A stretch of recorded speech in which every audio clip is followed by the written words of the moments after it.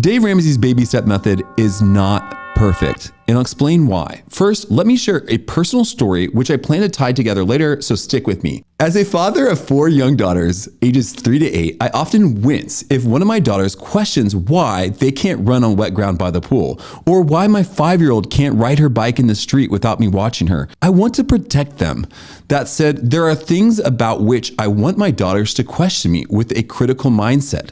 I'm not always right, so I want my daughters to always look at the facts and sources I provide, even if it's hard for me to hear that I was wrong about something. Since my last video, I received significant negative feedback on my questioning of Dave Ramsey's snowball method, including laughing at my YouTube subscriber count, calling me a tool, saying that I'm pitching a $50,000 no interest loan. Many of them did never watch my video. Their response got me thinking, do Dave Ramsey's diehard followers ever question what he says? I want to share 2 scenarios, A and B, in how you can respond to Dave Ramsey's teaching. Let's start with scenario A. So shut up and do it. Quit arguing with me. Oh, okay, Dave. I'm sorry I ever questioned you.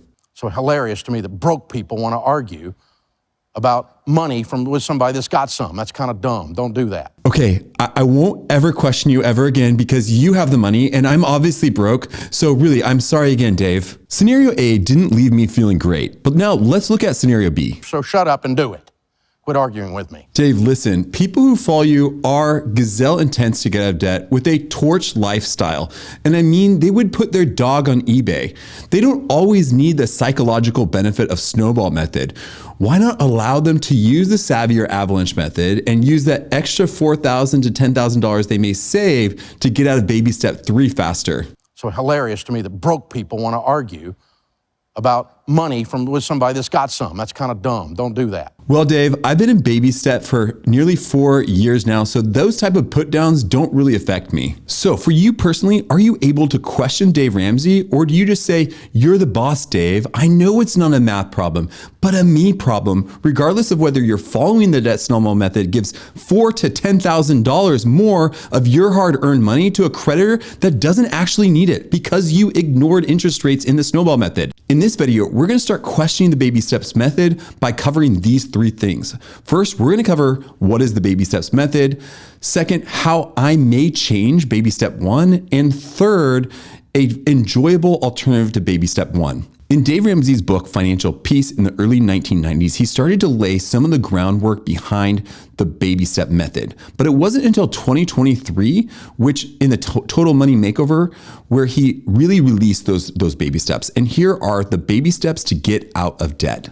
Baby step 1 is to save $1,000 for a starter emergency fund. Baby step 2, pay off all the debt except your mortgage using the debt snowball method. 3, save 3 to 6 months of expenses in a fully funded emergency fund. 4, invest 15% of your household income into retirement. 5, save for your children's college fund. 6, pay off your home early. And 7, build wealth and give generously. Now, I plan to release a new video every week covering how I agree or disagree with each step in the baby step method. So please subscribe if these videos can be helpful to you. Also, I'm really into your feedback, so please comment or ask questions below and I'll try to get back to you as soon as possible. Let's start with how I would change baby step 1, which is save $1,000 for a starter emergency fund. As I stated, the baby steps were firmly introduced in 2023. This was the year that I could buy a burrito at my local taco truck for $3. Now, my love for taco truck burritos is costing me $13. The price of living has increased dramatically, but baby step 1 remains stuck at $1,000. Why? Check out this video where Dave Ramsey says $1,000 or $2,000 isn't enough, but it's all about behavior modification. Baby step 1, save $1,000 for your starter emergency fund. $1,000. When I first started doing this, I did not have that as baby step 1. I had shut up and get out of debt. But then people would have an alternator blow on their car that was $350, and they didn't have any money because I told them to put everything on their debt, and they would sit there going, I'm broke and I got to get to work. Screw you, Dave, this doesn't work. And they would quit. And so I went, okay, we got to have a little bit of pad, but we can't build up a big pile of money while we got this huge pile of debt over here. That doesn't make sense either. So we're going to get just a little starter emergency fund. The humorous thing is that 30 years later, now people are saying, Dave, you need to adjust this because of inflation. It was never intended to be enough. $1,000 is not enough, and by the way, $2,000 is not enough. So it doesn't matter because you're not going to live here for very long. This is $1,000 just to catch the little stuff so you don't lose your emotional momentum, because we're running a behavior modification program here. So emotional momentum matters. What I summarized from that video is that his position is that it's not enough and it will never be enough.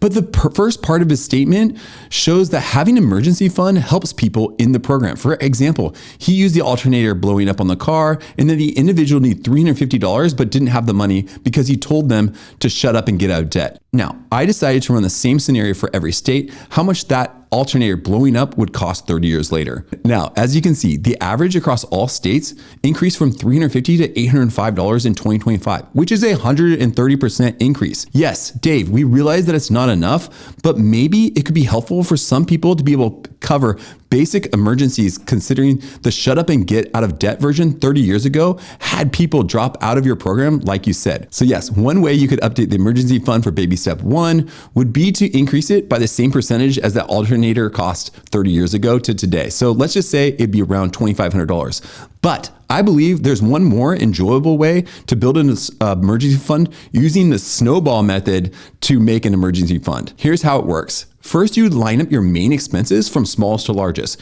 We aren't talking about your variable costs, but just your fixed expenses, and rough estimates are fine. Let's say your monthly expense for insurance is $100, cell phone and internet, $150, gas, $200, utilities, $300, car payments, $400, groceries, $500, and your mortgage is $1,500. This is a rough example, but in this example, what you would do is, let's say you put $25 extra into each of these saving buckets per month, or maybe 50, maybe 100, and then you have an extra amount that you set aside for the smallest thing in that bucket. So let's say you put $50 to each of those variables that you're saving each month into each of those buckets, but you're putting $50 extra into your insurance savings. Once you fill up the insurance savings, you would snowball that amount into your cell phone plus internet, and so on until your emergency fund is equal to almost 1 month of your entire fixed expenses, equaling $3,150. Now, I believe this may be a more enjoyable method to build emergency fund for baby step 1, but which option should you choose? Personally, I believe that the best method 100% depends on who you are and what you need. One of the problems with the new way I introduce is that you will lose out on some interest savings if your emergency fund is higher, but you actually never needed to use it. That said, if you know that you're going to need to use your emergency fund over and over again, and if you don't have that, would have to put all that money back on your credit card and get distressed enough to cancel your entire debt-free journey, then maybe building a larger emergency fund with the snowball emergency fund method may be helpful. Finally, I believe your debt-free journey is unique to you. So finding the right method that gets you out of debt cheaper, easier, and faster is what I'm all about. That said, do you agree or disagree? Please feel free to ask questions in the comments and I'll respond to as many as I can. Finally, check out the video I recently shot covering why I disagree with the debt snowball method and how I would do things differently. Thanks so much for watching. Hope you have a great day.